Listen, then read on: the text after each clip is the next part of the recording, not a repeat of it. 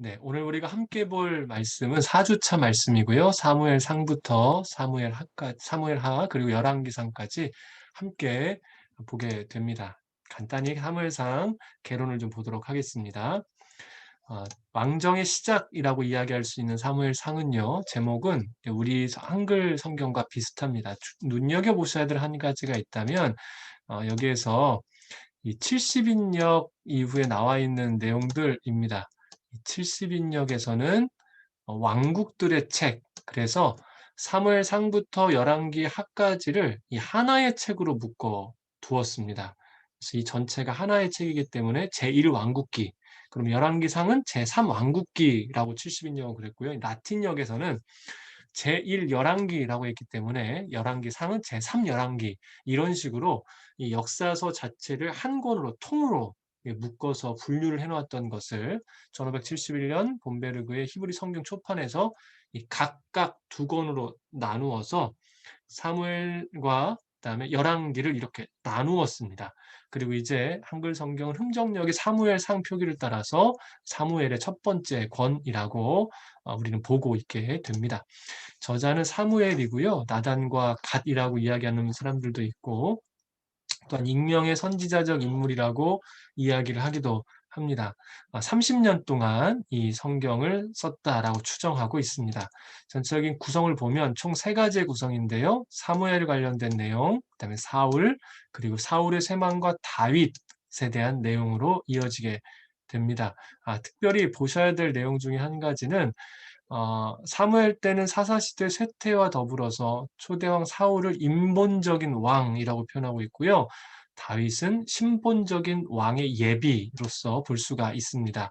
자, 기록 목적을 보겠습니다. 과정 및 발전을 보여주기 위해서였고 하나님의 구속사를 보게 하기 위해서였습니다. 그리고 하나님 백성으로서의 삶을 계속해서 요청하는 거고요. 그다음에 다윗과 솔로몬 왕국의 건립의 정당성과 필요성을 설명하기 위해서 했다고 볼 수가 있습니다. 자, 핵심 단어와 말씀인데요. 특별히 사무엘상은 왕정 시대의 시작이기 때문에 전환기.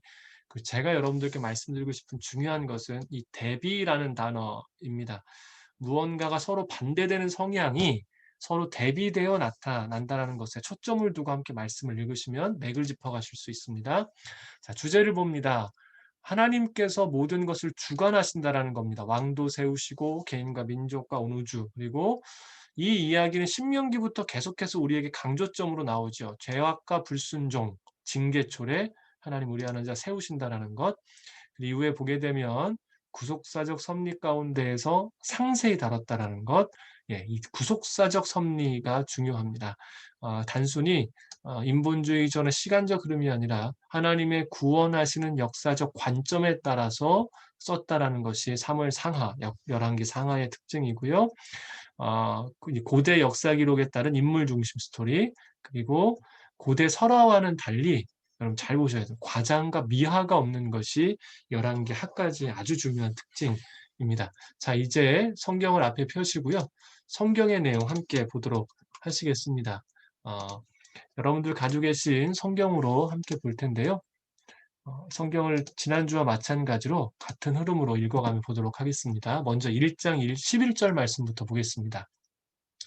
그리고 맹세하면서 말했습니다. 전능하신 여호와여, 만약 주께서 주의 종의 비참함을 굽어오시고 저를 기억하시고 주의 종을 잊지 않고 제게 아들을 주신다면 제가 그 평생을 여호와께 바치고 결코 그 머리에 칼을 대지 않겠습니다.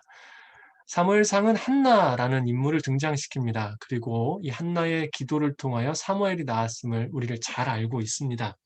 오늘 이 말씀을 보게 된 이유는 이 한나의 기도가 아주 좋은 기도의 표본이 되기 때문에 그렇습니다.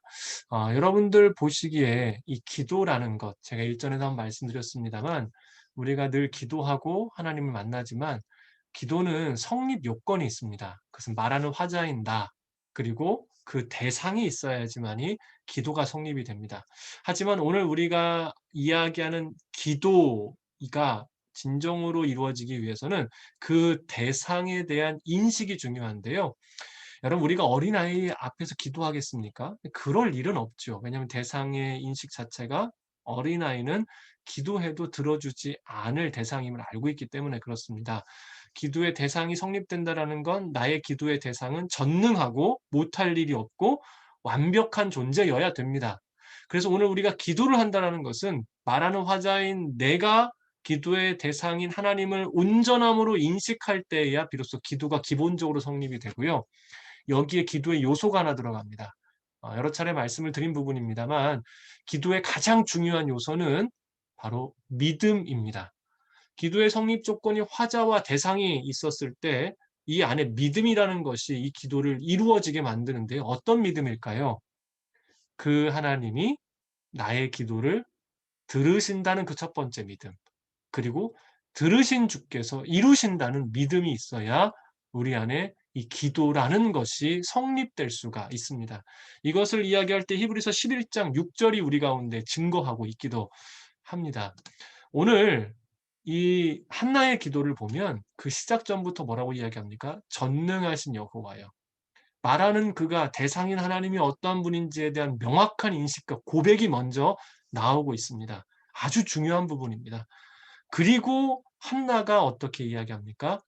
만약 주께서 주의 종의 비참함을 굽어보시고 저를 기억하시고 라는 표현을 씁니다. 많은 성도님들께서 기도를 하실 때 한 가지 간과하는 부분이 있는데요. 그 부분이 무엇이냐면 바로 하나님이라는 대상을 설정하고 우리가 인식하고 믿음으로 나아갈 때 간구에만 초점을 맞춘다라는 겁니다. 사무엘상을 이야기하며 계속해서 말씀드리겠습니다만 여러분 우리의 기도 가운데 중요한 것은 중심을 내어드리는 일입니다. 믿음, 신앙생활 전체가 중심을 내어드리는 일이 굉장히 중요합니다. 오늘 한나는 이 일을 아주 탁월하게 잘하고 있습니다. 중심을 먼저 내어드렸고 그리고 무엇을 합니까? 제게 아들을 주신다면 간구의 중심을 또한 내어드리고 있죠. 여러분 왜 이것이 중요할까요? 기도의 목적 때문입니다. 왜 기도합니까? 우리가 원하는 소원을 이루기 위해서입니까? 아닙니다. 기도의 목적은 하나님과의 친밀함을 위해서입니다. 그래서 하나님이 누구이신 줄 알아야 기도로 나아갈 수 있고 오늘 우리가 중심을 내어드리는 가운데에서 간구로 나가야 기도의 온전한 목적인 하나님과의 친밀함이 이루어질 수 있기 때문에 그렇습니다. 한 가지를 더 보겠습니다. 9절을 봐주십시오. 9절을 보게 되면 특별히 한나가 기도했던 장소를 이야기해 줍니다. 여러분 뭐라고 표현하고 있습니까? 성전 문 앞. 이때는 아직 솔로몬의 성전이 완성되지 않았기 때문에 성소겠지요. 이 성소의 문 앞에서 그녀가 기도하고 있습니다.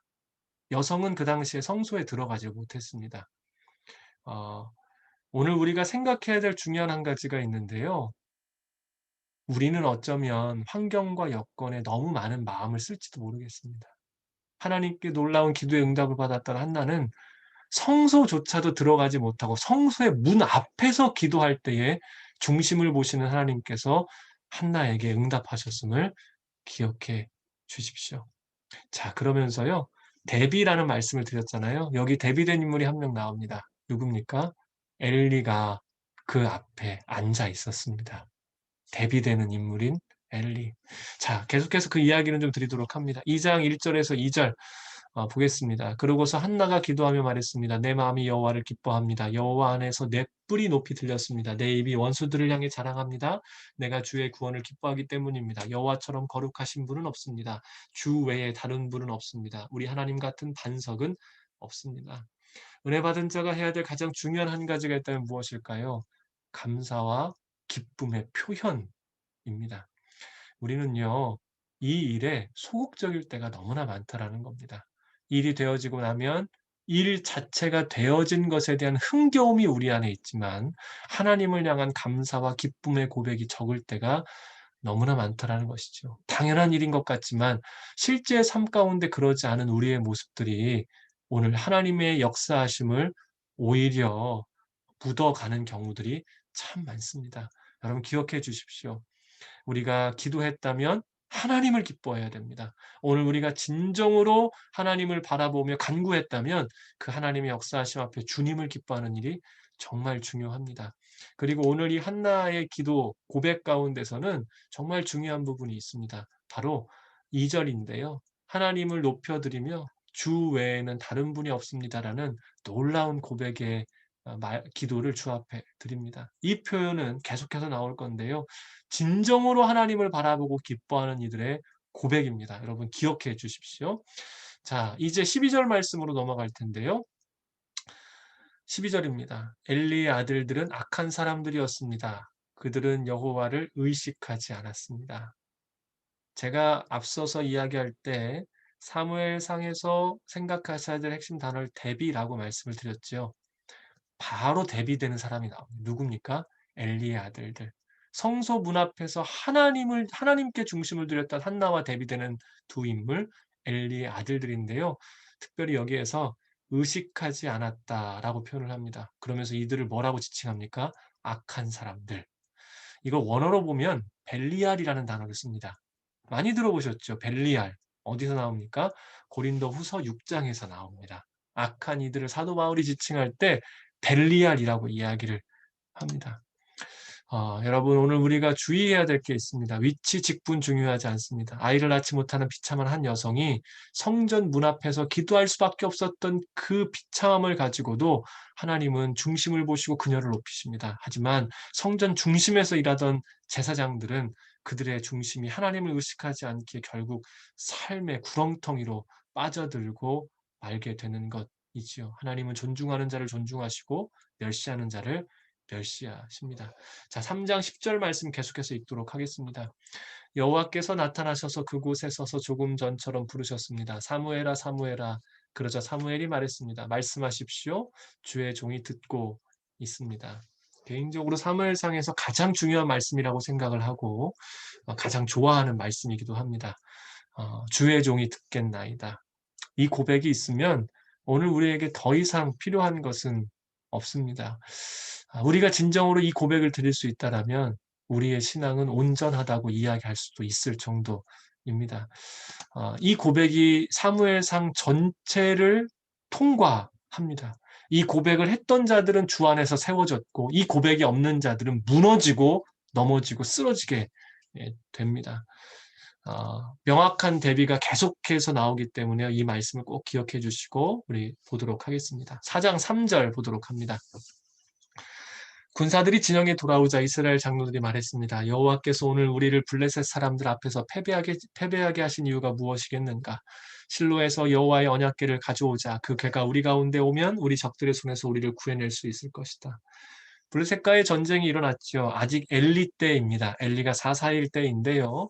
블레셋과의 전투에서 불리해진 상황에 처하게 되자 사람들이 뭘 했다고 이야기합니까? 이야기하는 겁니다. 여호와의 궤를 가져오자. 여쭤볼게요. 여러분 이게 잘못된 행동입니까? 예, 잘못된 행동입니다. 왜요? 자신의 유익을 위해서 여호와를 수단화했기 때문에 그렇습니다. 오늘 우리가 이 땅에 살아가며 행해야 될 모습은 딱 한 가지입니다. 하나님을 우리의 목적을 위해 수단화시키는 것이 아니라 하나님을 경배하는 겁니다. 여러분, 하나님은 경배의 대상이지 수단의 대상이 아니라는 겁니다. 우리가 이 절묘한 줄다리기 가운데서요, 간구해야 될 자가 하나님을 수단으로 삼아서 이용하는 경우들 때문에 신앙이 흐려지고 어쩌면 기독교, 개신교라고 불리는 우리의 교회가 세상 가운데에서 그렇게 무시를 당하고 있을런지도 모르겠습니다. 가슴 아픈 일입니다만 교회에 대해서 비판하는 사람들의 이야기를 보면 댓글 중에 이런 말들이 참 많습니다. 자기 잘 되려고 하나님께 그렇게 기도하는 게 무슨 종교냐라고 말하는 사람들이 참 많습니다.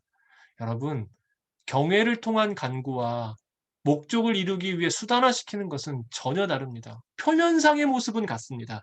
그런데 그 중심이 다르다라는 겁니다. 한 사람은 종으로서 주 앞에 나아가고 또 한 사람은 자신이 주인으로서 하나님 앞에 나아간다는 것이죠. 반드시 망하게 되어 있습니다. 하나님은 이용 도구가 아니라 경배의 대상임을 기억해야 됩니다. 자, 7장 12절 봅니다. 그때 사무엘이 돌을 들어 미스바와 센 사이에 두고 여호와께서 여기까지 우리를 도우셨다라고 말하며 그곳을 에벤 에셀이라 불렀습니다. 엘리의 시대가 저물고 그의 가문이 완전히 망하게 되고 사무엘이 세워졌지요. 그리고 사무엘이 하나님 앞에 나아가 이 미스바의 광장에서 이스라엘 백성들을 모으고 주 앞에 나아갔었을 때 하나님의 놀라운 도우심을 따라 블레셋을 이깁니다. 그리고 뭐라고 이야기합니까? 에벤에셀, 여기까지 도우셨다.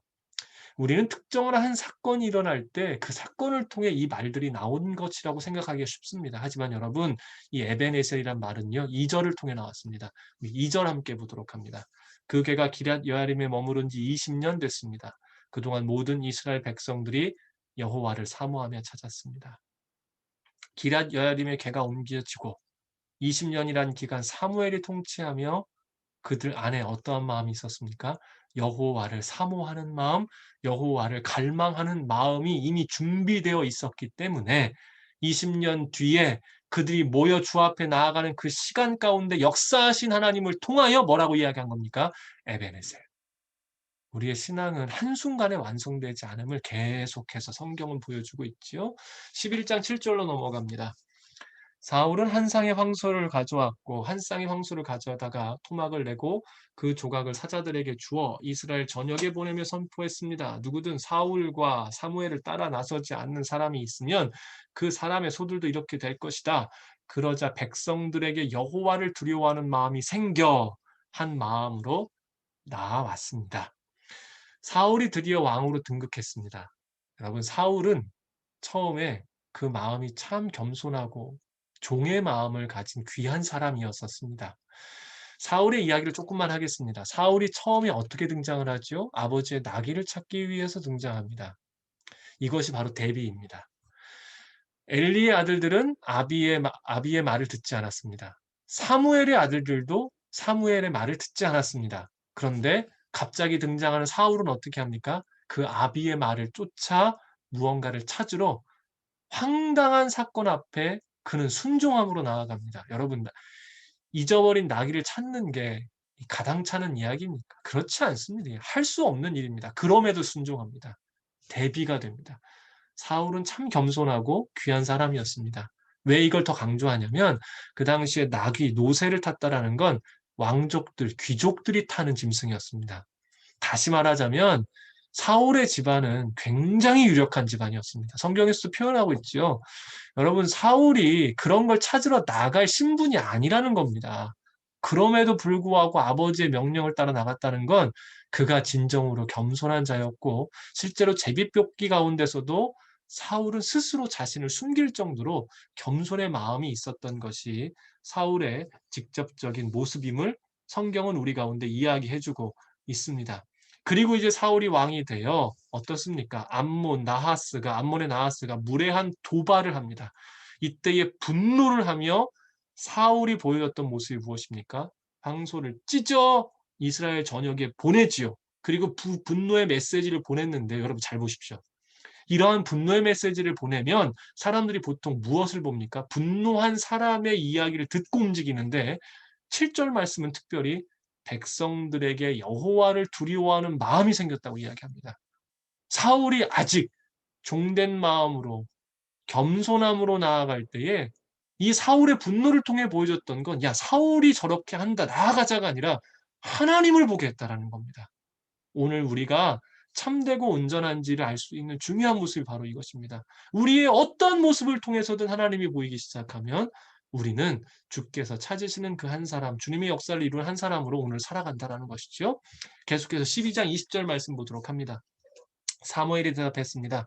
두려워하지 말라. 너희 모두가 이런 죄악을 저질렀지만 여호와를 떠나지 말고 너희 마음을 다해 여호와를 섬기라. 사울의 위치가 견고하게 잡혔습니다.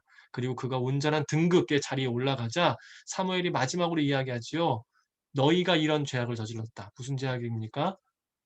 하나님이 왕이심에도 불구하고 왕을 요구하여 드디어 왕을 세웠던 잘못된 선택의 죄악, 하나님을 왕의 자리에서 내리고 사람을 왕으로 세웠던 잘못된 죄악이 너희 가운데 있지만 그럼에도 무엇을 요청합니까? 너희의 연약함에도 불구하고 그래도 여호와를 떠나지 마라. 왜냐하면 하나님은 너희를 덮으시고 인도하시는 분이시기 때문이다라는 이야기를 해주고 싶어서입니다. 여러분, 우리는 연약함이 드러날 때에 스스로 생각하는 경우들이 참 많습니다.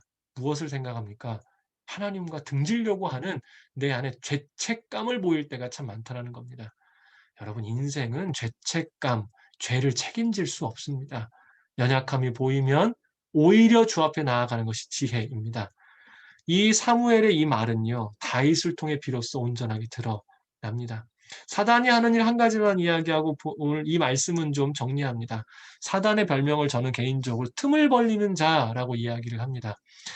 여러분, 사단은 어떠한 상황과 모습을 통해서도 하나님과 우리 사이를 이렇게 벌려냅니다. 벌어지면 이 상태가 뭡니까? 죄의 상태이기 때문에 그렇습니다. 우리의 연약함을 통해서 사단은 더 일을 활발하게 하죠. 하지만 오늘 사무엘이 이야기합니다. 니네 잘못한 거 맞아. 그럼에도 불구하고 주님을 떠나지 말아라. 그것이 너희가 할 일이다. 왜냐하면 그 연약함까지도 돌보시는 분이 바로 하나님이시기 때문이지요. 자, 13장 7절에서 8절까지 읽어봅니다. 13장 8절에서 9절입니다. 사울은 사무엘이 정해준 대로 7일 동안 기다렸지만 사무엘은 길갈로 오지 않았습니다. 그러자 백성들이 흩어지기 시작했습니다. 그래서 사울은 내게 번제물과 화목제물을 갖고 오라고 명했습니다. 그리고 사울은 번제를 드렸습니다. 베냐민의 군대가 블레셋을 먼저 건드렸고요. 그래서 블레셋과의 전쟁이 일어나게 됐습니다. 이 전쟁이 생각보다 심각한 단계로 넘어갑니다. 블레셋은 철기 문화였고 이스라엘은 아직 철기 문화가 정착되지 않았던 이때에 무기도 앞서는 블레셋이 어마어마한 병력을 데리고 나와버렸습니다. 사울이 군대를 소집했지만 사람들은 다 흩어져 버렸습니다. 더군다나 사무엘이 오기로 했던 날짜도 지나가고 있습니다. 자, 이제 어떻게 해야 됩니까? 오늘 말씀과 같이 날짜까지 지나가고 군대는 흩어지자 사울이 급한 마음으로 자신이 제사를 드립니다. 영적 원리 한 가지 말씀드립니다. 저 자신에게도 적용하기 위해 정말 많이 노력하는 부분인데요. 아무리 큰 손해를 보더라도 응답이 없다면 기다리라는 것입니다. 우리가 정말로 하나님의 사람이고 주님의 인도하심을 받기를 소망하기로 결정했다면 여러분 기다려야 됩니다. 손해를 보는 것이 주님을 따르지 않는 것보다 훨씬 더 낫습니다. 정말 주님의 사람이라면 기다리셔야 됩니다. 어쩌면 이 시간은 사울에게 있어서 시험의 시간이었는지도 모릅니다. 그를 진정으로 하나님께서 왕으로서의 모습을 시험하는 마지막 관문. 사울은 통과를 못했습니다. 결국 어떻게 됩니까? 버림을 받게 되지요. 자, 14장 6절로 보도록 하겠습니다. 요나단이 자기 무기를 들고 있는 부하 청년에게 말했습니다. 이리 와서 저 할례받지 않은 사람들의 부대로 가자. 여호와께서 도우시면 우리는 승리할 수 있다. 여호와의 구원은 사람의 많고 적은 것에 달려있는 것이 아니다. 판세는요 이미 블레셋 쪽으로 완전히 기울어졌습니다. 이길 수 없는 상황이었습니다. 그런데 우리가 늘 알듯이 믿음의 고백을 가진 한 사람을 통해 주님은 그 일을 시작하십니다. 요나단이 뭐라고 이야기합니까? 여호와께서 도우시면 승리한다. 여호와의 구원은 사람의 많고 적음에 달려있지 않다. 완전히 기울어진 운동장 가운데에 믿음의 고백인 요나단을 통해 승리를 경험하게 된다는 것이죠. 여러분이 그 사람이 되어주십시오. 여러분의 가운데 믿음의 고백이 기울어진 운동장 평평하게 만들 것입니다. 15장 11절 갑니다. 내가 사울을 왕으로 삼은 것을 후회한다. 그는 내게서 등을 돌리고 내 지시를 따르지 않았다. 사무엘은 마음이 아파서 그날 밤 내내 여호와께 부르짖었습니다. 이 말씀 중요합니다. 사무엘은 처음부터 왕을 반대했던 인물입니다. 사울이 세워지길 원하지 않았던 사람입니다. 결국 하나님께서 사울을 내리시겠다고 이야기하시죠. 여러분 그럼 사무엘의 입장에서 어떻게 해야 됩니까? 춤이라도 춰야 되는 것 아니겠습니까? 그런데요. 사무엘이 밤새 아파합니다. 힘들어합니다. 오늘 우리가 누군가에게 어려운 이야기를 전해야 될 때가 있습니다. 만약 그것이 오늘 우리의 감정을 따라서 행한다면 오히려 우리가 하나님께 벌을 받을지도 모릅니다. 처음부터 왕을 반대했던 사무엘이 왕을 폐위한다는 말씀 앞에 밤새 가슴 아파합니다. 오늘 우리가 누군가에게 힘든 주의 말씀을 전할 때 이러한 태도를 견지하는 것은 진정으로 중요합니다. 조금 더 드리고자 하는 말씀이 있는데요. 시간상 그냥 넘어가도록 하겠습니다. 자, 15장 22절에서 23절 말씀 읽도록 하겠습니다. 그러자 사무엘이 대답했습니다. 여호와께서 여호와의 음성을 순종하는 것보다 번제와 다른 제사들을 기뻐하실 것 같소. 순종이 제사보다 낫고 귀 기울이는 것이 순양의 기름보다 낫소. 거역하는 것은 점치는 죄와 같고 교만은 우상을 섬기는 악과 같은 것이요. 당신이 여호와의 말씀을 거역했기 때문에 그분은 당신을 버려 왕이 되지 못하게 하셨소. 한마디만 하겠습니다. 그럼 순종이 왜 중요할까요? 그 안에 모든 것이 다 포함되어 있기 때문에 그렇습니다. 순종하면 그 안에 모든 것이 다 들어가 있습니다. 특별히 제가 사무엘상에서 제일 중요한 말씀을 이 말씀이라고 말씀드렸었죠. 어, 주의 종이 듣겠나이다. 종은 뭐 하는 사람입니까? 100% 순종하는 사람. 주님이 말씀하십니다. 순종이 제사보다 낫다. 한용운이라는 사람을 잘 아시죠? 어, 같은 기독교인은 아닙니다만 그의 통찰력이 참 대단한데요. 복종이라는 시도 이미 많이 들어보셨을 겁니다. 잠시 한번 그냥 읽어드리겠습니다. 남들은 자유를 사랑한다지만 나는 복종을 좋아해요. 자유를 모르는 것은 아니지만 당신에게는 복종만 하고 싶어요. 복종하고 싶은데 복종하는 것은 아름다운 자유보다도 달콤합니다. 그것이 나의 행복입니다. 그러나 당신이 나더러 다른 사람을 복종하라면 그것만은 복종할 수가 없습니다. 다른 사람을 복종하려면 당신에게 복종할 수 없는 까닭입니다. 자, 16장으로 넘어가도록 하겠습니다. 16장 7절. 그러나 여호와께서 사무엘에게 말씀하셨습니다. 겉모습이나 키를 보지 마라. 나는 그를 이미 버렸다. 내가 보는 것은 사람이 보는 것과 다르다. 사람은 겉모습만 보지만 여호와는 마음의 중심을 보신다. 사무엘이 이 다윗의 집에 찾아가지요. 그리고 첫 번째 아들을 보았을 때 혹했지만 하나님께서 하셨던 말씀입니다. 무엇을 보십니까? 중심이요. 순종이 왜 중요합니까? 중심이 없으면 진정한 순종을 할 수가 없기 때문입니다. 중심을 다해 주십시오. 중심을 다한 순종으로 나아가 주십시오. 하나님 중심 보십니다. 정말 중심을 다해 주십시오. 이것보다 중요한 이야기는 없습니다.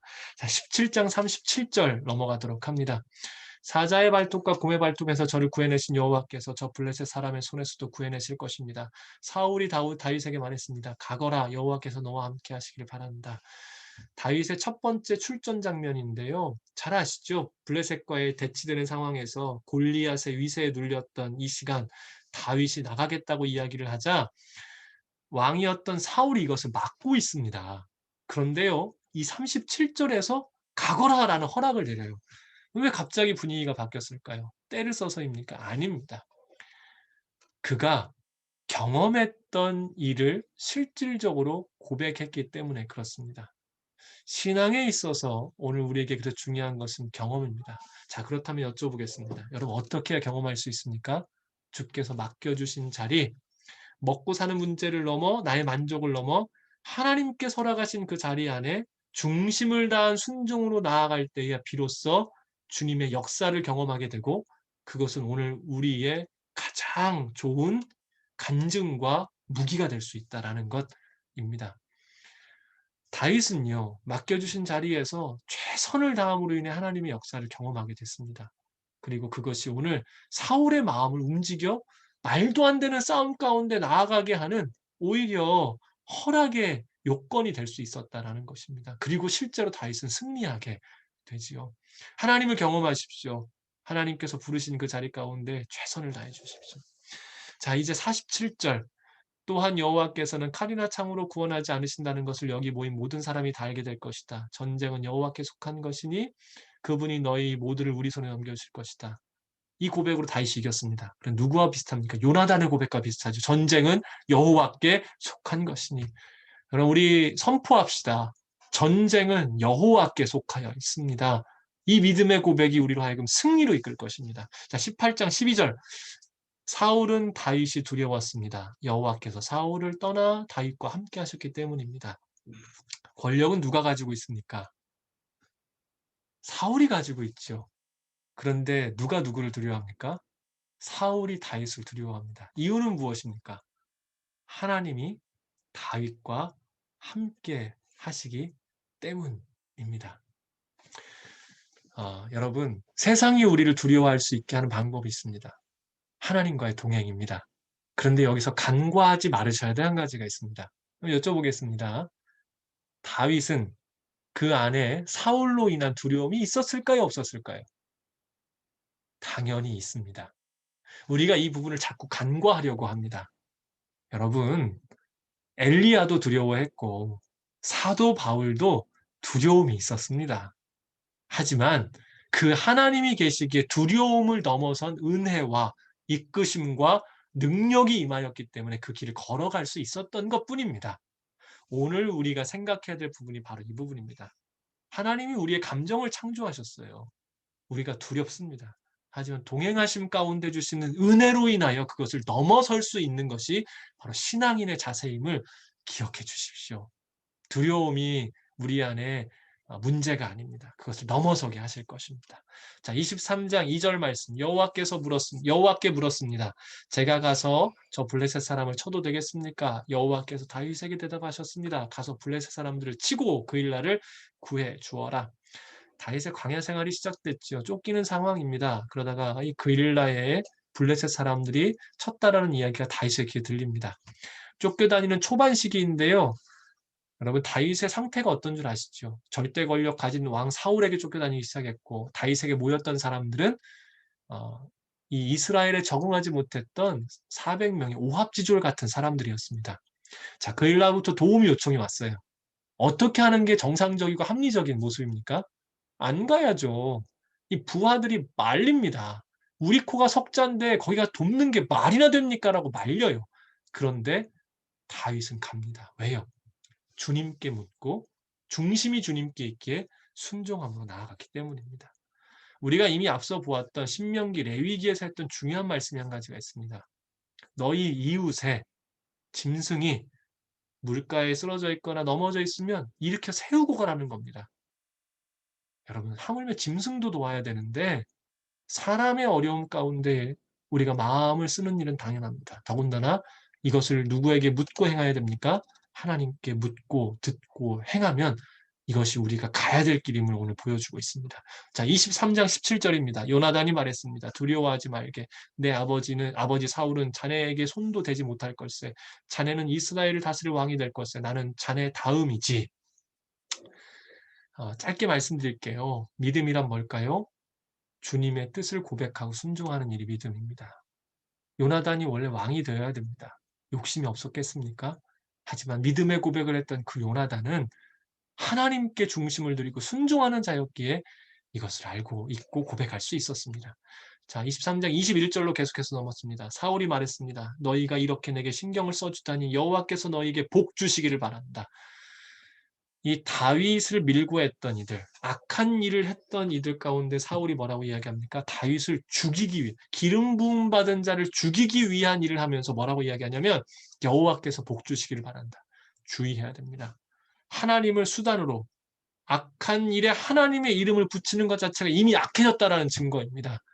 이스라엘이 왜 망했습니까? 엘리 때 왜 망했습니까? 하나님 수단으로 삼았기 때문이지요. 그래서 사울이 멸망의 길로 갈 수밖에 없었습니다. 자, 24장 12절. 여호와께서 왕과 나 사이를 판단하셔서 내 억울함을 직접 풀어주시기를 바랍니다. 그러나 나는 왕께 손대지 않을 것입니다. 어려운 일입니다. 우리가 하고 싶지요. 세상은 이야기합니다. 법은 멀고 주먹은 가깝다. 여러분, 우리의 말은 무엇이어야 됩니까? 하나님께서 판단하실 것입니다. 이게 바로 믿음의 고백입니다. 28장 6절. 사울이 여호와께 여쭈었지만 여호와께서는 꿈으로도 우림으로도 예언자들로도 그에게 대답하지 않으셨습니다. 자, 죽겠습니다. 왜 대답하시지 않으셨을까요? 당연한 일이지 않습니까? 그의 죄 때문에, 그의 중심이 하나님께로부터 멀어졌기 때문입니다. 한 가지 더 중요한 질문을 합니다. 여러분, 그러면 사울은 어떻게 써야 됐을까요? 답은 끝까지 물었어야 됩니다. 끝까지요. 내가 주님으로부터 멀어져 있을 때는 더 오래 걸리는 법입니다. 그리고 어떨 때는 주께서 특별한 경우에는 일부러 대답하시지 않으실 때가 있습니다. 여러분, 오늘 우리가 주님께 물었는데 답이 없다고 물러서시면 안 됩니다. 결국 이 사울은 어떻게 합니까? 7절에 보면 신이 내린 여자를 찾습니다. 완전히 망하게 됩니다. 정말 안타까운 일입니다. 30장 8절로 넘어가겠습니다. 다윗은 여호와께 여쭈어 보았습니다. 제가 저 약탈자들을 쫓아가야 합니까? 제가 그들을 따라잡겠습니까? 여호와께서 대답하셨습니다. 저들을 쫓아가라. 네가 그들을 따라잡아 반드시 모두 구해낼 것이다. 잠깐 자리를 비운 사이에 아말렉인들의 침입으로 거주하였던 모든 곳이 약탈을 당했습니다. 자녀들, 가족들까지 잡혀갔습니다. 여러분 어떻게 하는 게 맞을까요? 쉽게 이야기해 보겠습니다. 제가 교회에서 일을 마치고 집에 들어왔는데요. 집 문이 열려져 있는 겁니다. 그랬더니 집안을 봤더니 난리가 나 있고 아무도 없는 겁니다. 너무 마음이 놀라서 창밖을 바라봤더니 창밖으로 저희 아내하고 아들이 누군가에 끌려가고 있습니다. 여러분 제가 어떻게 하면 되겠습니까? 뭐 뛰어나가야 되지 않겠습니까? 뭐 묻고 말 게 뭐가 있겠습니까? 그런데도 다윗이 묻습니다. 하나님 어떻게 하면 되겠습니까? 그들을 쫓아갈 수 있겠습니까? 개인적으로 말씀드렸습니다만 사무엘 상에서 가장 중요한 것 주의 종이 듣겠나이다. 그렇지 않는 이들은 망했고 그러한 이들은 하나님께서 높이십니다. 주님 손에 있음을 믿는다면 주의 음성을 듣는 일 당연한 일입니다. 자, 계속해서 사무엘 하 저희 개론 잠깐 보고요. 말씀 이어가도록 하겠습니다. 네, 계속해서 함께 보도록 하겠습니다. 사무엘 하는 다윗의 통치라는 특정한 한 단어로 규정 지을 수 있는데요. 제목은 앞서 보셨고 저자와 기록 연대도 앞서 우리가 이야기를 나누었습니다. 기본 구성은 총 3가지입니다. 다윗의 등극과 정복 전쟁, 다윗의 재화 결과, 그리고 통치 후기에 대해서 이야기해주고 있고요. 목적은 다윗 통치하에 이스라엘 백성의 모습을 보여주기 위해서이고 신정 왕국이라는 단어가 중요하지요. 주권적인 역사, 그리고 다윗 왕국을 통해서 메시아를 예표하기 위해서 핵심 단어 봅니다. 다윗 언약이 아주 중요한 정말 중요한 단어이고요. 개인적으로는 연약함 가운데 회개하며 중심을 내어드리는 것을 주께서 보심을 특별히 다윗의 연약함을 통해 우리에게 보여주시고자 하는 부분이라고 생각합니다. 자, 계속해서 주제 봅니다. 다윗의 삶을 통해 성도의 삶을 보게 하시는 것이 주제이고요. 죄악은 어떻습니까? 내리막길이지만 하나님의 은혜는 죄악보다 더 풍성하다는 것입니다. 그리고 다윗을 통해 메시아를 보게 하신다는 것. 자, 그리고요. 특징입니다. 다윗의 개인 사적. 그래서 어쩌면 이 사무엘 하는 제 개인적인 생각으로는요. 다윗서, 다윗기라고 해도 전혀 무리가 없는 책입니다. 특별히 앞서서 말씀드린 것처럼 미화와 과장이 없습니다. 부속사적 관점에서 사실성 있게 묘사한 게 아주 특징적입니다. 자, 그리고 범죄와 회개, 징계에 대한 묘사, 앞서 말씀드린 그 흐름입니다. 자, 이제 계속해서 내용들 함께 보도록 하겠습니다. 여러분 사무엘하 함께 보실 텐데요. 사무엘하 말씀 함께 보도록 하겠습니다. 사무엘하 2장 봅니다. 1절 보겠습니다. 이제 사울이 죽었고 그 애도한 시간이 지나서 유다로 다윗이 올라갑니다. 그런데 여러분 이때도 다윗은 묻습니다. 당연한 일 앞에서 또 묻습니다. 우리가 과연 어떻게 주 앞에 살아가야 될지 계속해서 이야기하고 있는 중이고요. 5장 6절 봅니다. 5장 6절입니다. 왕과 그의 부하들은 예루살렘으로 행군했습니다. 거기 살고 있는 여부스 사람들을 공격하려는 것이었습니다. 여부스 사람들이 다윗에게 말했습니다. 너는 여기 들어오지 못할 것이다. 눈먼 사람이나 다리 저는 사람이라도 너를 쓸어버릴 수 있을 것이다. 질문이 하나 생기죠. 아니 지금이 사울도 지나고 다윗 때인데 아니 예루살렘이 이스라엘 땅이 아닌가라는 질문하실 수가 있습니다. 우리의 생각으로는 여호수아 때 혹은 늦어도 사사기 때 정복한 곳이 아닌가 그렇게 생각하시는 게 당연한 흐름인데요. 조금 더 찾아보면 사사기에서 예루살렘이 여부스 땅을 완벽하게 차지하지 않았음을 볼 수가 있습니다. 실제로 그 남아있는 이들과 함께 살았다라는 표현이 사사기에 나와 있거든요. 이 여부스는 독립적으로 그 지역을 차지하지 못하여 남아있었던 땅이었기 때문에 다윗이 도읍을 옮기며 그곳을 차지하고 다시금 정복했던 것이 5장 6절의 기록입니다. 자, 5장 10절 봅니다. 그는 점점 강대해졌습니다. 전능하신 하나님 여호와께서 그와 함께 하셨기 때문입니다. 5장 10절에 보면 사울의 일대기에서는 단 한 번도 나오지 않았던 표현이 나옵니다. 무엇입니까? 전능하신 여호와께서 그와 함께 하셨기 때문입니다. 사울에게는 한 번도 이러한 표현을 주신 적이 없습니다. 사울도 세를 확장했고 많은 전쟁에서 이겼습니다. 하지만 그것이 허울이었고 의미가 없지요. 왜요? 하나님께서 함께 하시지 않으셨기 때문입니다.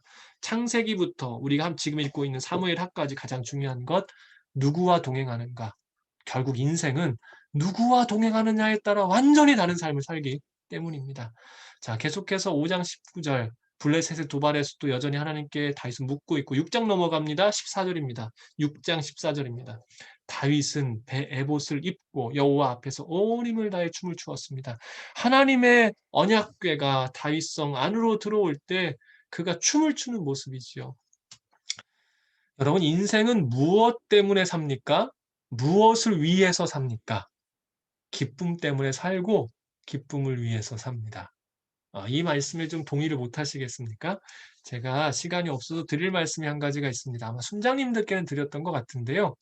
신대원 시절에 제가 영성 수련, 영성 신학을 3학기를 받았는데 1학기 때 이제 저희 첫 번째 학기 때 교수님께서 저에게 내주신 숙제가 있습니다. 90분 기도를 저희가 하는데요. 이 90분 기도를 하면서 일주일에 5번을 해오는 것이었고요. 이제 2차 과정, 2학기 과정으로 가면 이제 학기에 한 번 저희가 수도원으로 들어갑니다. 학교에서 주관하는 수도원에 들어가서 이제 기도를 하러 가는데 이때 어떻게 하냐면요. 월요일부터 토요일까지 있으면서 월요일부터 금요일까지는 이 90분 기도를 5번을 하고 저녁에는 교수님을 만나서 같이 이야기를 나눕니다. 아, 뭐 이렇게 수도원에 갇혀 사는 건 좀 나은데요. 일상의 삶 가운데에서 90분 기도를 교수님이 말씀하시는 대로 해나가는 게 참 쉽지가 않았었습니다. 교수님 우리 잘 아셨거든요. 그래서 물어보시는 겁니다. 여러분, 기도 잘하고 있어요? 그러니까 이렇게 다들 대답을 못하죠. 전도사들이 다 대답을 못하는 겁니다. 그러니까 교수님이 대뜸 말씀하시는 거죠. 왜 기도가 이렇게 안 될까? 왜 기도를 그렇게 안 할까? 전도사들이 뭐 하고 싶은 말들이 있습니다만, 뭐 우리의 대답은 이런 겁니다. 아직 뭐 제가 신앙이 부족해서, 믿음이 좀 더 자라야 돼서, 뭐 제 마음의 중심이 온전치 못해서, 뭐 이런 대답들 할 수 있는데요. 교수님이 조금 기다리시다가 바로 이렇게 말씀하셨습니다. 그 재미가 없어서 그렇지. 이 말이요. 정말 뒤통수를 때렸습니다. 교수님이 이렇게 말씀하시더군요. 재미가 있으면 하지 말라고 해도 한다고. 여러분들이 목회의 현장에 가서 성도님들에게 정말 중요하게 섬겨야 될 한 가지 부분은 이 기도가 얼마나 재미있는 것인지를 알게 해드려야 될 의무가 있다고. 인생은 기쁨을 위해 삽니다. 하나님 섬기는 것이 우리 가운데 기쁨이 되지 않으면 어느 누가 하나님을 섬길 수 있겠습니까? 기쁨으로 인해 인생을 살아가게 되어 있습니다. 오늘 다윗의 위대한 점이 여기 있습니다. 다윗의 기쁨은 무엇이었습니까? 하나님이요. 그래서 그는 그렇게 춤을 췄습니다. 옷이 흘러내릴 정도로 우리의 인생의 기쁨이 무엇이 되느냐에 따라서 삶의 모양은 완전히 달라지게 되어 있습니다. 여러분 기억해 주십시오. 오늘 우리의 기쁨이 하나님이 되시도록 간구하고 나아가는 일이 정말 중요합니다. 하나님이 나의 기쁨임을 고백할 수 있을 때 다윗의 삶이 우리 가운데 이루어집니다. 자, 7장 넘어갑니다. 다윗 언약에 관련된 부분이 있죠. 자, 자신의 집보다 하나님의 성전에 대한 그 귀한 마음을 하나님께서 확인하셨고 다윗에게는 짓지 않게 하셨지만 나단을 통해 하나님의 뜻을 전달하십니다. 11절 내가 사사들을 세워 이스라엘을 다스리게 했던 때와는 같지 않게 할 것이다. 내가 또 너를 너의 모든 원수들로부터 구해내어 평안하게 할 것이다. 나 여호와가 직접 너를 위해 왕조를 세울 것을 선포한다. 중심을 아시는 하나님께서 그의 왕조를 세우실 것을 선포하시지요. 18절 계속해서 이어집니다. 그러자 다윗 왕이 성막으로 들어가 여호와 앞에 앉아 기도했습니다. 주 여호와여, 제가 누구이며 제 집안이 무엇이기에 저를 이 자리까지 오르게 하셨습니까? 중심 보시지요. 시편 8편과 같은 고백입니다. 제가 무엇이고 제 집안이 무엇이기에 저를 이 자리까지 오르게 하셨습니까? 이 겸손한 고백이 있는 것, 이 겸손한 고백, 주님을 기쁘시게 합니다. 이어지는 고백 봅니다. 22절, 주 여호와여, 주께서는 얼마나 위대하신지요. 주 같은 분은 없고 주 외에는 하나님이 없습니다. 이어지죠. 누구의 기도였습니까? 한나의 기도요. 이 기도가 우리 가운데 있어야 됩니다. 주 같은 분은 없고 주 외에 하나님은 없습니다. 그리고 29절 보십시오. 주의 종의 집에 기꺼이 복을 주셔서 그것이 주 앞에서 영원히 지속되게 하소서. 주 여호와여, 주께서 말씀하셨으니 주의 종의 집이 주께서 내리는 복으로 영원히 복을 받게 해 주십시오. 중심을 들이며 하나님을 높였던 그가 당연히 할 수 있는 고백이었었습니다. 자, 이제 10장 12절 용기를 내라. 우리 백성들과 우리 하나님의 성들을 위해 용감히 싸우자. 여호와께서 좋게 여기시는 대로 행하실 것이다. 암몬왕 나하스가 죽었습니다. 애도하기 위하여서 사절단을 다윗 왕이 보냈는데 그의 아들 한온이 아주 수치스럽게 사절단을 만들어서 보냅니다. 결국 전쟁이 일어나게 되죠. 이때 군사령관으로 요압이 나갑니다. 그러면서 요압이 이 전쟁을 목전에 두고 뭐라고 이야기합니까? 여호와께서 좋게 여기시는 대로 행하실 것이다. 우리가 상황이 어려워지면 보통 어떻게 이야기합니까? 우리가 간절한 것일수록 어떻게 기도합니까? 이건 꼭 관철되기를 원하는 기도를 합니다. 여러분, 지금 요압이 어떤 상황입니까? 목숨을 내놓는 상황입니다. 전쟁을 앞둔, 더군다나 이 암몬은요, 아람 사람들을 용봉으로 1만 2천이나 샀습니다. 엄청난 대군을 끌고 오는 그들 앞에서 요압이 이렇게 이야기하는 게 아닙니다. 우리에게 반드시 승리를 주실 것이다. 여호와여, 우리에게 승리를 허락하소서. 이렇게 얘기하지 않고요. 여호와께서 좋게 여기시는 대로 생명을 걸어야 될 시간에 무엇을 드리고 있습니까? 중심과 겸손함으로 나아가고 있죠.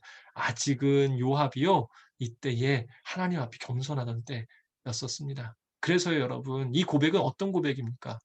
한 가지 여쭤보겠습니다. 우리가 믿는 것은 무엇입니까? 하나님을 믿죠. 그 하나님의 무엇을 믿습니까? 하나님의 선하심을 우리는 믿습니다. 아들까지 내어주신 선하심. 그러면 하나님의 가장 좋으신 뜻은 뭘까요? 우리를 향한 가장 선하신 뜻 아니겠습니까? 요압의 고백은 어쩌면 돌려 말해서 이야기하는 것일 수도 있겠습니다만, 우리가 진정으로 하나님의 선하심을 믿는 사람이라면 이 고백이 이상한 게 아니라 당연한 고백일지도 모릅니다. 11장 2절입니다. 어느 날 저녁에 다윗은 침대에서 일어나 왕궁 옥상을 거닐고 있었습니다. 그는 거기서 한 여인이 목욕하는 것을 보았는데 그 여인은 너무나 아름다웠습니다. 수치를 줬던 암몬과의 전쟁이 끝나지 않았습니다. 다윗은 요압과 군사들을 암몬 수도 라빠에 배치했습니다. 승기는 잡았지만 전쟁이 여전히 진행되고 있었던 그때 다윗이 어떤 모습을 보입니까? 게으름을 보입니다. 저녁에 침대에서 일어납니다. 그리고 다윗의 큰 죄악이 시작이 됩니다. 여러분, 게으름이란 뭘까요? 있어야 할 자리에 있지 않는 것. 있어야 할 자리에 있지 않아 행해야 될 것들을 하지 않는 것. 오늘 말씀은 그것이 게으름이라고 이야기합니다.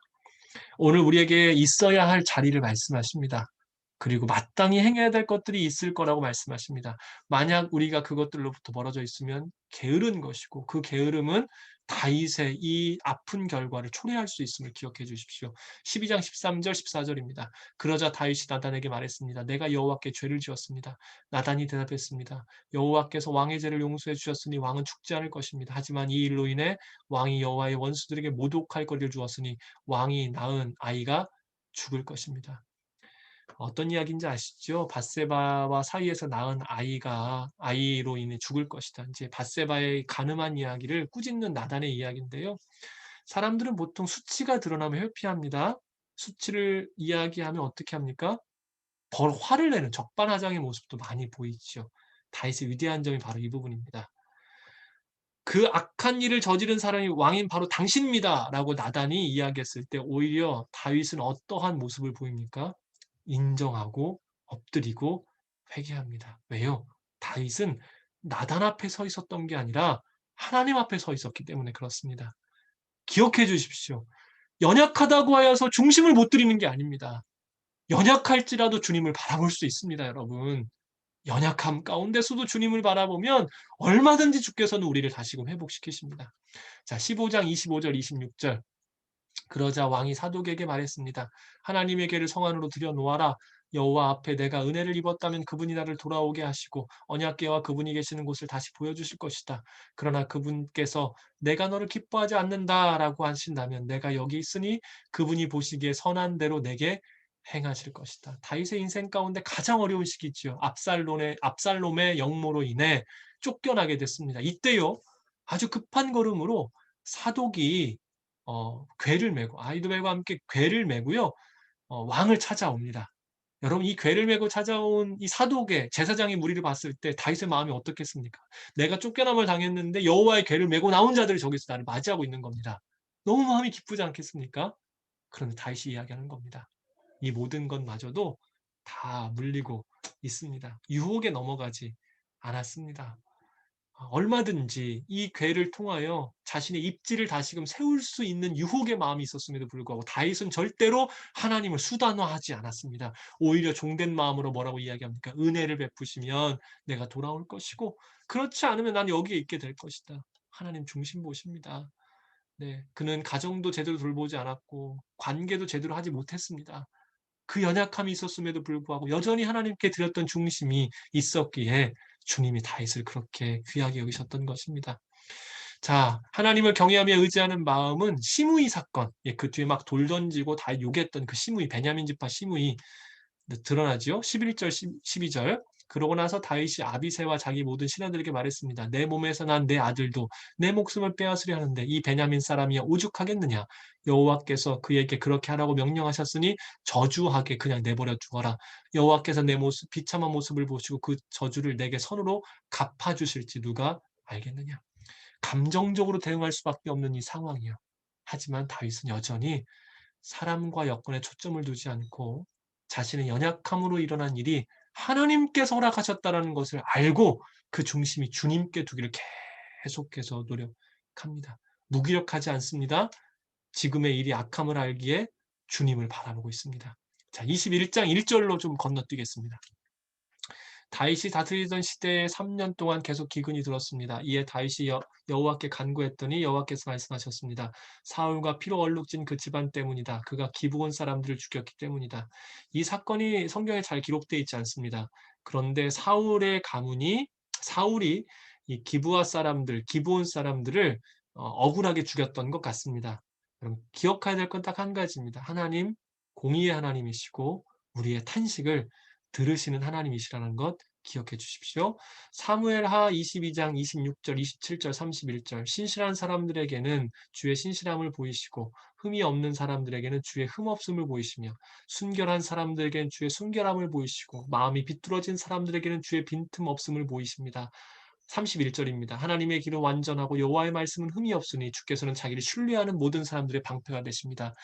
읽었던 사무엘하 22장은요. 시편 18편과 같은 말씀입니다. 시작이 이렇습니다. 하나님은 나의 힘이시고 반석이시며 여호와는 나의 요새이십니다. 이 고백이 어떻게 나온 겁니까? 26절, 27절, 31절 때문입니다. 신실한 사람들에겐 신실함을 보이십니다. 순결한 순결함을 순결함을 보이십니다. 여러분, 주님은 중심을 보십니다. 오늘 우리의 중심을 내어드림이 그래서 중요합니다. 계속 언급하지요. 중심을 다하여 순종함으로 나아가는 자들에게 이 은혜를 베푸신다는 겁니다. 자, 계속해서 23장 8절 말씀으로 넘어갑니다.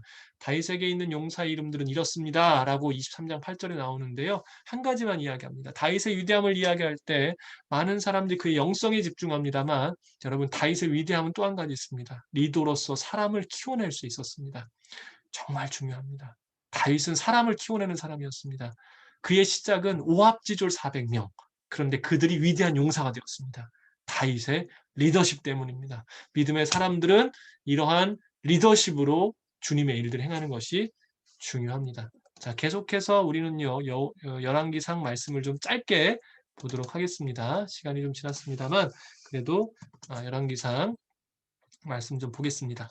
열왕기상은 왕국 분열의 시작이라고 이야기할 수가 있습니다. 제목은 왕들이고요. 앞서 말씀드린 제3왕국기, 제3열왕기, 그리고 또 앞선 내용들과 비슷한 제목을 갖습니다. 저자는 미상인데 예레미야라고 추측을 합니다. 이유는 이스라엘에서 내려오는 전승인 탈무드 안에 예레미야가 썼다라는 기록이 있기 때문에 히브리의 사고에서는 예레미야로 보는 경향이 짙습니다. 기본 구성은 총 두 가지입니다. 솔로몬의 통일왕국과 분열 왕국을 이야기하고 있고요. 기록 목적을 보게 되면 순종과 불순종에 대한 흥망성쇠의 이야기, 하나님의 언약은 변치 않고 성취됨을, 선민으로서의 삶에 대한 이야기. 특별히 핵심 단어는 이렇습니다. 왕국의 분열, 그리고 순종과 불순종.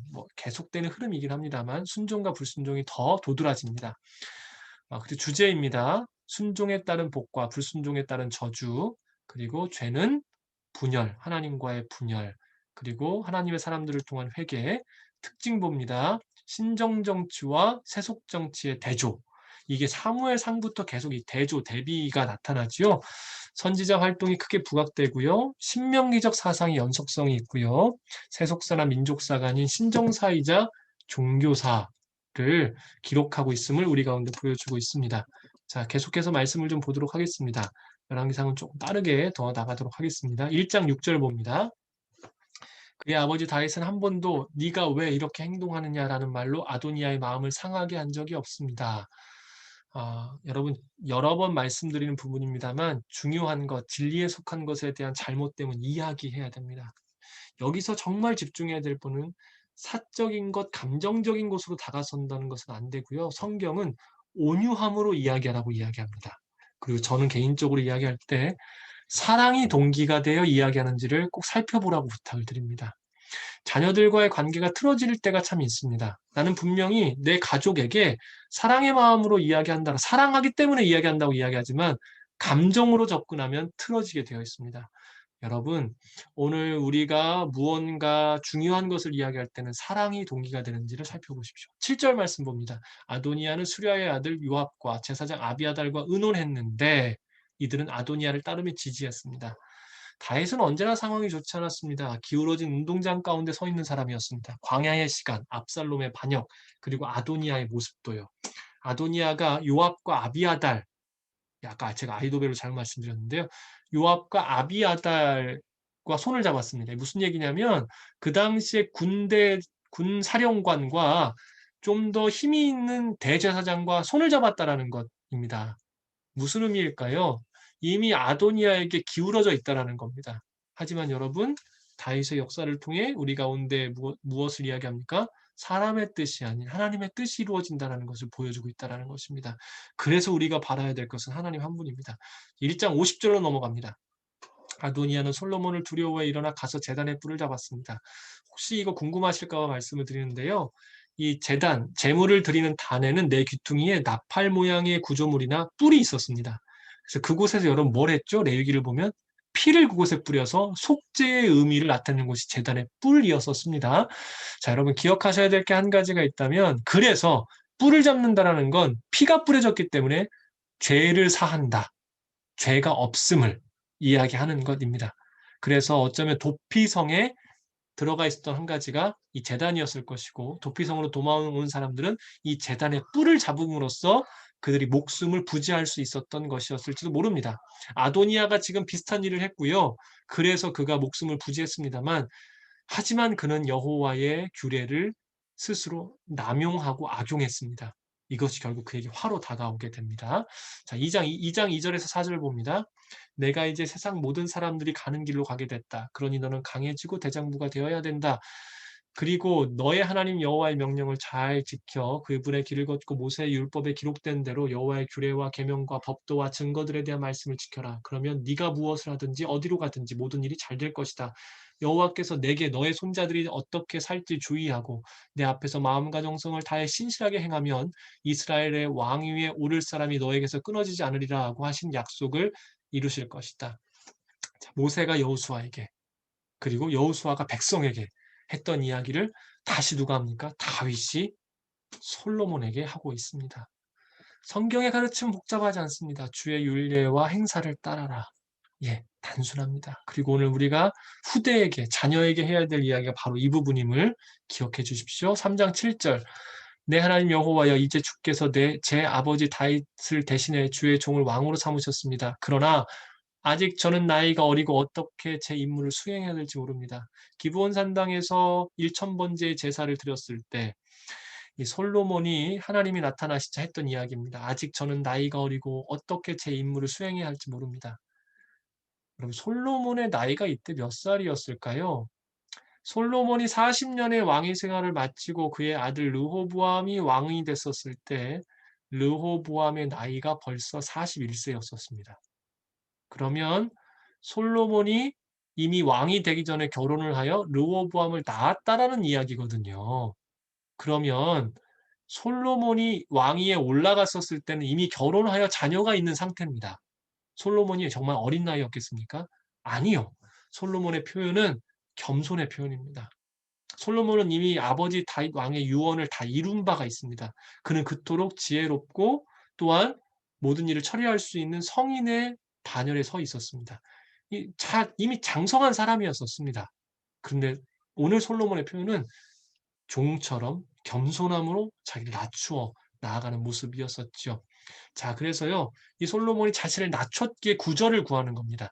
그러니 주의 종에게 옳고 그름을 가려내는 마음을 주셔서 옳고 그름을 가려내는 마음, 개역개정에는 듣는 마음이라고 되어 있고 이게 원어적 직접적인 표현이 맞습니다. 듣는 마음. 누가 들을 수 있습니까? 마음이 겸손해야 듣지요. 예, 그래서 주의 종이 듣겠나이다. 겸손과 순종이 가장 중요한 부분입니다. 지혜는 하나님의 말씀을 듣는 것으로 시작되는데요. 예, 그 뒤에 나와 있는 사건이 그와 같은데 제가 여기까지 설명하기는 시간이 너무 많아서 많이 걸려서 8장으로 그냥 넘어가도록 하겠습니다. 자, 8장 23절입니다. 이렇게 말했습니다. 이스라엘의 하나님 여호와여, 하늘 위에도 땅 밑에도 주와 같은 신은 없습니다. 주께서는 마음을 다해 주 앞에서 행하는 주의 종들에게 언약을 지키고 자비를 베푸는 분입니다. 여러분, 계속해서 말씀드립니다만 신앙이란, 믿음이란 내가 믿는 대상이 어떤 분인지를 고백하는 일인 것입니다. 나의 고백, 그것이 신앙의 전부이지요. 뭐라고 고백합니까? 주와 같은 신은 없습니다. 주와 같은 신은 없습니다. 성전이 완공되고 주님께 봉헌하며 솔로몬이 고백하는 겁니다. 주와 같은 신은 없습니다. 여전히 아직까지는 그가 겸손과 중심을 다하여 주 앞에 나아간다라는 표현이 있죠. 고백입니다. 여러분, 우리에게 이 고백이 있는 한 하나님은 우리를 사용하시고 우리를 기쁘게 여기실 것입니다. 8장 29절, 주께서 내 이름이 거기 있으라고 하신 곳인 이 성전을 밤낮으로 주목하고 보시며 주의 종이 이곳을 향해 하는 기도를 들어주십시오. 솔로몬의 이 선포, 기도의 내용을 통해 우리가 알 수 있는 한 가지는 하나님의 성전은 기도하는 곳이라는 것을 이미 솔로몬을 통해 충분히 볼 수 있습니다. 그 뒤에 계속해서 기도하면이라는 표현이 나오거든요. 그래서 예수님께서 뭐라고 말씀하십니까? 네, 이 아버지의 집은 만민이 기도하는 집이다 라고 이야기하시죠. 여러분이 성전이십니까? 그럼 우리에게는 기도해야 될 의무가 있습니다. 9장으로 넘어갑니다. 4절, 5절입니다. 이제 너는 너의 아버지 다윗이 한 것처럼 내 앞에서 충성스러운 마음으로 정직하게 살며 내가 명령한 모든 것을 실천하고 내 규례와 법도를 잘 지켜라. 그러면 내가 너의 아버지 다윗에게 이스라엘 왕좌에 앉을 사람이 너에게서 끊어지지 않으리라고 약속한 대로 내가 너 이스라엘의 내 이스라엘 왕위를 영원히 세울 것이다. 성전 봉헌 후에 하나님께서 나타나셔서 이 말씀을 주셨어요. 여러분, 그런데 이때만 말씀하셨을까요? 6장 12절 13절에서 똑같은 말씀. 성전을 짓고 있는데 말씀하세요. 똑같은 말씀으로요. 근데 이 이야기를 또 누가 했습니까? 다윗이 또 했습니다. 앞서서 읽었었죠. 다윗도 이야기하고 성전을 짓고 있는데 이야기하고 성전을 봉헌한데도 이야기합니다. 왜 이것이 중요할까요? 오늘 우리가 그러한 연약함이 있기 때문에 하나님께서 제발 당부하시는 겁니다. 오늘 우리에게 신명기 때부터 계속 주시는 말씀은 규례와 법도를 지키는 것, 선줄로 생각하고도 넘어질까 스스로 조심하여 겸손함으로 그 말씀 앞에 나아가는 일이 그만큼 중요합니다. 11장 6절, 솔로몬은 여호와 보시기에 악을 행했습니다. 그가 자기 아버지 다윗과는 달리 여호와를 온전히 따르지 않았습니다. 잘 알고 계시죠? 솔로몬의 마지막 부분. 왜 이렇게 됐을까요? 1절과 2절 봐주십시오. 한편 솔로몬 왕은 바로의 딸을 비롯해 많은 여인들을 사랑했습니다. 1절만 보겠습니다. 이방 여인들과 결혼하지 말라고 그랬는데 이방 여인들과 결혼합니다. 여러분, 왜 솔로몬이 결혼했습니까? 이렇게 표현할 수 있을 겁니다. 매우 합리적인 이유로 인한 타협입니다. 매우 합리적인 이유입니다. 다른 나라들은 다 그렇게 했고요. 나라의 부국강병을 위해서는 반드시 해야 되는 일이었습니다. 매우 합리적입니다. 그런데 타협이라는 겁니다. 신앙인은 이성적이고 합리적이어야 됩니다. 하지만 그것이 믿음이라는 것과 상충될 때에는 어떻게 해야 됩니까? 믿음을 합리가 눌러서는 안 된다는 것이죠. 솔로몬이 결국 이 일 때문에 멸망하게 됐습니다. 기억해 주십시오. 12장 28절, 그리하여 여로보암 왕은 조언을 구한 뒤 금송아지 2개를 만들고 백성들에게 말했습니다. 예루살렘에 올라가는 것이 너희에게 큰일이다. 이스라엘아, 여기 너희를 이집트에서 끌어낸 너희 신들이 있다. 여로보암이 왕이 됐지요. 나라가 분열됐습니다. 누구 때문에 왕이 됐습니까? 아히야의 선언을 따라 여호와의 말씀을 쫓아 왕이 됐습니다. 그런데요, 여기 보십시오. 여로보암이 조언을 구했답니다. 누구에게 조언을 원래 구해야 됩니까? 최소한 아히야에게 구해야 되지 않겠습니까? 하나님께 물어야 되지 않겠습니까? 사랑하는 여러분, 아히야의 간곡한 권면에도 불구하고 결국 그는 하나님께 묻지 않고 세상에게, 사람에게 조언을 구하여 망하게 되고 맙니다. 오늘 우리가 누구에게 들어야 될런지 계속해서 성경은 이야기합니다. 14장 12절 13절, 그러니 당신은 집으로 돌아가시오. 당신이 성에 들어갈 때 아이는 죽을 것이요. 그러면 온 이스라엘의 아이를 위해 애곡하고 그를 묻을 것이요. 그 아이는 여로보암에게 속한 사람들 가운데 무덤에 묻힐 유일한 사람이요. 여로보암의 집에서 이스라엘 하나님 보시기, 여호와가 보시기에 선한 것이 그에게 있기 때문이요. 아이의 죽음은 여로보암의 부부에게 있어서 굉장히 비극적인 일입니다. 하지만 그것이 결국 선함을 이야기하고 있죠. 사랑하는 여러분, 믿음의 사람들이 삶의 무게가 감당할 수 없을 때가 있습니다. 그럼에도 불구하고 일어서는 이유는 그 모든 것이 여호와의 선하심이 있음을 믿기 때문입니다. 자, 계속해서 15장 11절. 아사는 그 조상 다윗이 한 것처럼 여호와의 눈앞에 정직하게 행동했습니다. 정말 가슴 뛰는 말씀입니다. 여기서 뭐라고 이야기합니까? 다윗이 한 것처럼이라는 수식어가 나옵니다.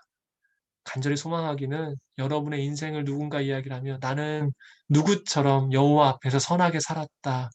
라는 이 고백이 있었으면 좋겠습니다. 16장 2절 반대 이야기가 나오는데요. 내가 속에서 너를 들어올려 내 백성 이스라엘을 통치자로 삼았는데 네가 여로보암의 길을 걸어서 내 백성 이스라엘을 죄짓게 만들었고 반대죠. 뭐라고 이야기합니까? 여로보암은 결국 악한 자들의 표상이 됩니다. 19절에서 동일하게 여로보암의 길이라는 단어가 나옵니다. 인생을 살아가며 무엇의 대명사가 될 것인지 우리는 깊이 고민해야 됩니다. 30절 최악의 이야기가 나옵니다. 오므리의 아들 아합은 여호와 보시기에 이전 모든 사람들보다 더 많은 악을 행했습니다. 무서운 말씀이지요. 17장 30절 넘어갑니다. 그러자 여자가 엘리야에게 말했습니다. 이제 당신이 하나님의 사람인 것과 당신의 입에서 나오는 여호와의 말씀이 진심을 알겠습니다. 사르밧 과부 이야기 잘 아시죠? 여인에게 기적이 베풀어졌습니다. 떡을 만들어 먹을 수 있는 밀가루와 기름이 계속해서 나왔는데 그 아이가 죽자 아이까지 살려냅니다. 그러니까 여인이 말하는 겁니다.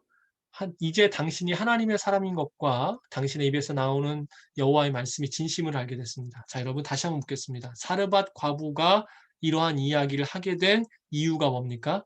기적 때문입니까? 우리는 그렇게 대답해서는 안 됩니다.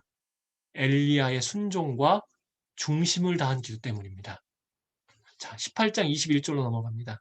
엘리야가 온 백성들 앞에 나가 말했습니다. 너희 둘 사이에 얼마나 얼마나 머뭇거리겠느냐. 이 말씀에 귀 기울여 주십시오. 이것은 여호수아의 외침이었고 모세의 외침이었습니다. 엘리, 사울, 솔로몬은 실패했습니다. 머뭇거리다가 다른 길로 갔습니다. 하지만 사무엘, 다윗은 마음을 지켜 머뭇거리지 않고 죽게 돌아감으로 은혜를 입었습니다.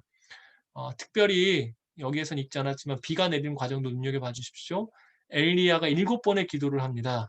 여러분, 엘리야는 이미 하나님께 확정을 듣고 비가 올 것이란 이야기 앞에 나아갔음에도 불구하고 7번이나 간절히 기도합니다. 앞서서 이야기했죠. 끝까지 기도해야 됩니다. 그것이 오늘 우리가 가져야 될 모습입니다.